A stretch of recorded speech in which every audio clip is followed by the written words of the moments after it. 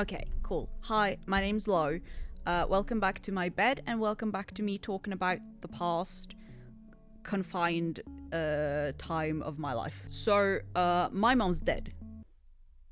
That is always great to start off a YouTube video with a bummer. My mom passed away the summer of 2023, and ever since then, for her birthday, I have been baking cakes for her birthday. Hello ladies, and also other ladies. I know my demographic. I'm gonna be making a cake. Actually, I'm going to be baking several smaller cakes. We're making carrot cake. I'm not gonna eat the entire cake on my own, so I bring it to work. So honestly, my mom's birthday, my co-worker's favorite holiday. When I was a kid, my mom would bake a cake for my birthday. Like parents are kind of like morally obligated to do. And for my birthday, she would bake apple cakes, which is very nice of her. Except the fact that I can't stand apple cake. However, apple cake, coincidentally, was my mom's favorite cake. So because she baked her favorite cake for my birthday my entire childhood, I don't really feel bad that for her birthday after she died, I just bake whatever I want. Can I say, frankly, ridiculous how many carrots you need for a fucking carrot cake. Every time I make a carrot cake, I'm like, surely not. And every time it turns out, I am able to fit nearly a kilo of carrots into a cake.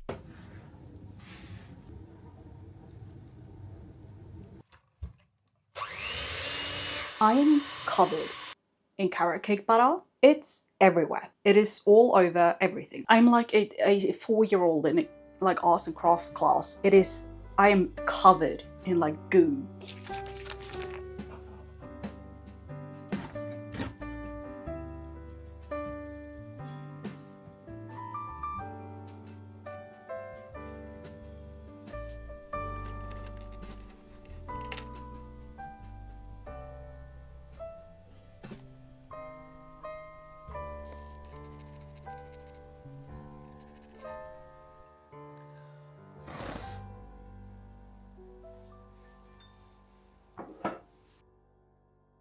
I had a game night with 2 of my friends from university. Caroline owns, colloquial term would be considered a fuck ton of board games. The first game we played was like a dragon game. Som kommer ut, så att man kan få add på en butikk.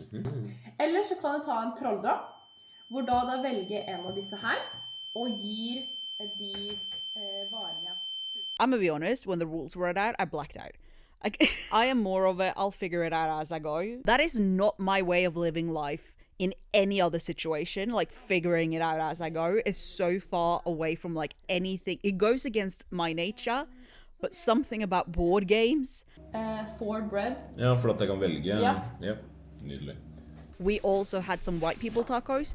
Now, I think that white people tacos get a bad rep. You know, what's so bad about our bastardization of a South American cuisine? I want you to look up like traditional Norwegian food, and then you'll understand why we are so excited about white people Friday taco nights.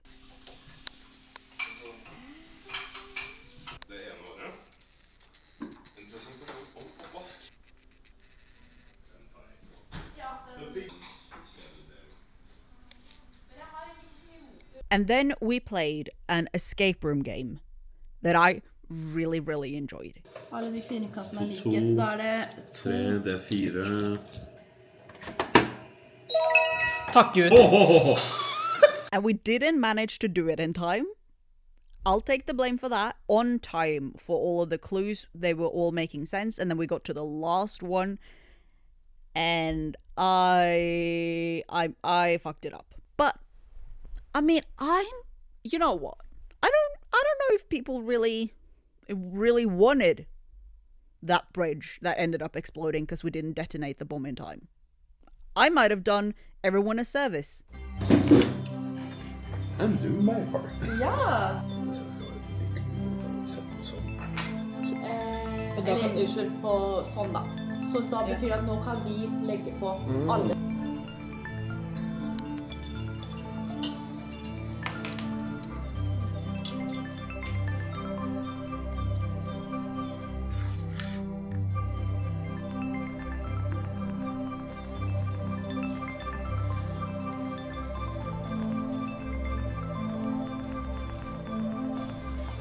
And then we have everyone's favorite segment, the weather report. We had one day where the sun was shining, the snow was melting, the ground was dry and beautiful, and I'll give you a chance to guess what happened next.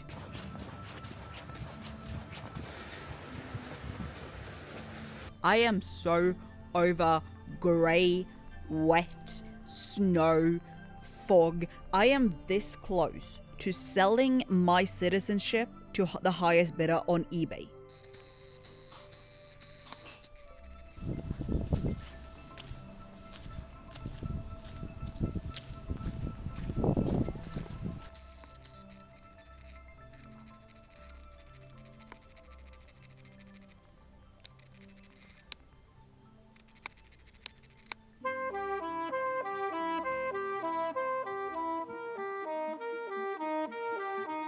I did a little art challenge with myself where I kind of told myself I needed to schedule an hour to do some creative stuff like painting or crafting or anything like that every day for a week to see how that went. I think when we like imagine an artist, we kind of conjure up this person who's like innately creative all the time. Like they paint for 5 hours and they are just constantly thinking about new things they want to create, and they carry a sketchbook around everywhere and they're just so just like on it all the time. And it turns out, much like other things in life, you have to schedule time for your passions and hobbies, and sometimes you don't even really want to do them. Art can be very relaxing and intuitive, and it can also be so draining, and it's really frustrating because sometimes you don't really know which one you're getting until you're already in it, or like even though you're doing something creative, you're making decisions. I'm not shocked that when I get home from work, where I work in television, so I'm like technically making like creative decisions for 8 hours a day. I'm not shocked that when I get home, I'm like, God, I don't really feel like making any more creative decisions. I tried clay, which it can be fun. I just need to kind of get myself to like see the fun in it. I've already done some crafts here and there with air dry clay, but I wanted to try. I'm not even going to redo that sentence. And what I am realizing that sometimes trying new things is easier than doing things you've done many times before because it takes certain pressure off. Like as I was doing the polymer clay, I was just like laughing. I decided to just giggle. Anytime I couldn't figure it out, I just giggled because I was like, this is ridiculous. I didn't really have any expectations for myself when it came to the polymer clay because I was like, you've never done this before. Why the fuck would I expect you to be good at it? You've never done polymer clay work before. Either try something new or try on purpose to like make fun of yourself. If you do something stupid, just force yourself to try to see the ridiculous part of because I was filming, it also kind of helps. If you need to make up a fake audience, like if you need to fucking Truman show your life, pretend that someone's watching you, do that. Hey, if you're like me, maybe you're like really bad at drawing certain animals, try to draw an animal you have no idea how to draw, and then just talk out loud to your pretend audience being like, hey, I don't know why any of us thought this was a good idea. It helps. I'm giving you that advice for free. Next time I'm charging you. I have some great news. I am almost done with the 100-year-old who climbed out of the window and disappeared.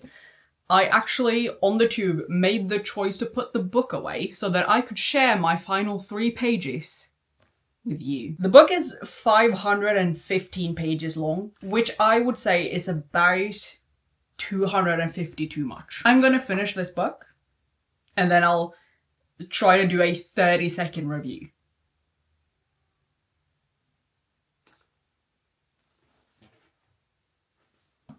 That was a bad ending as well. Someone watched Forrest Gump and wrote it as a 100-year-old man instead. I am sorry that I am about to spoil a book that is nearly 2 decades old. It's about Alan.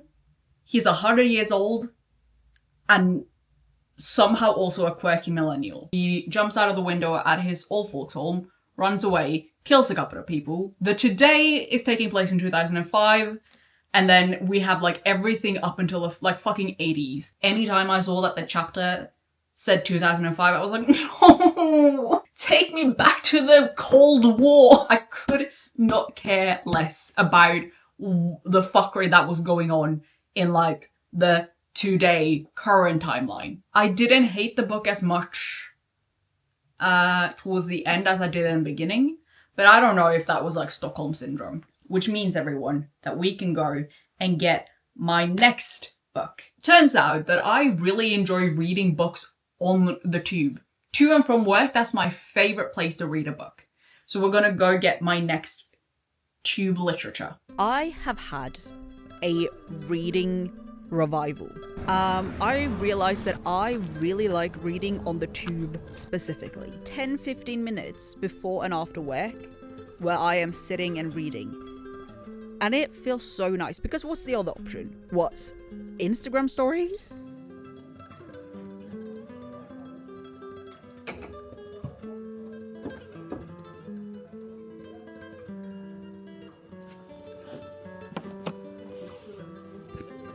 My two next picks were so much better, thank God.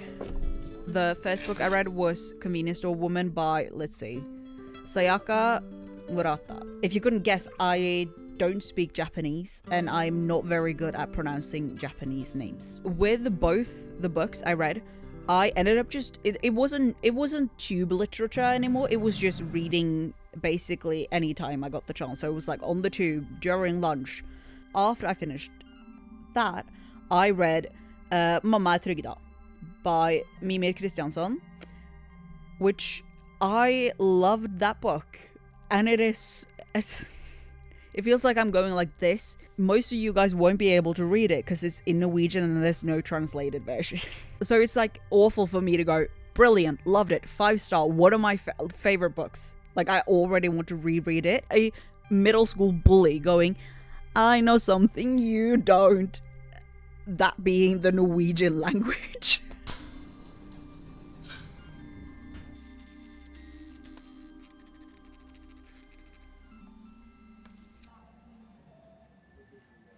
I decided to rewatch season 1 of All of Us Are Dead. Apparently, season 2 is finally coming after, what, 4 years? 5 years? All of Us Are Dead is a Korean show about the zombie apocalypse.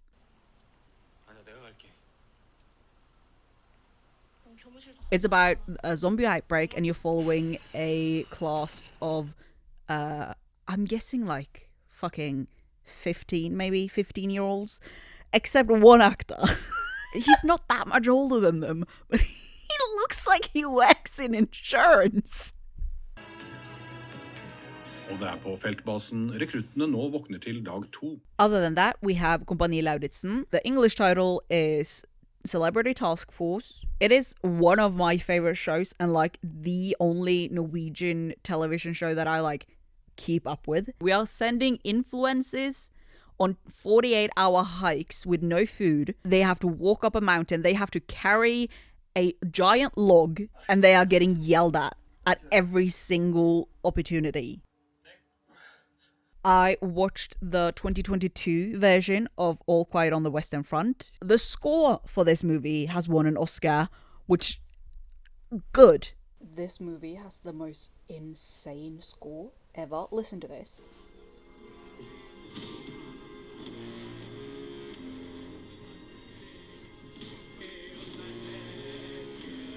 I have established, I've mentioned it before, I love zombies and I love war movies, okay? I am so... The only thing that is stopping me from being like a solid just like red flag is the fact that I'm a woman. There was one character who I got like obsessed with because I was like, he reminds me of someone else. Not a real life person, mind you. A cartoon character. Can someone please tell me who this guy looks like? He reminds me of some villain, but I don't know who. It's not Waluigi, but it's like in the same... I'm thinking Why am I thinking of like eggs? I am thinking, someone, please, he has to be real. I feel like I'm gaslighting myself. The character I was thinking of was Dr. Eggman from Sonic the Hedgehog.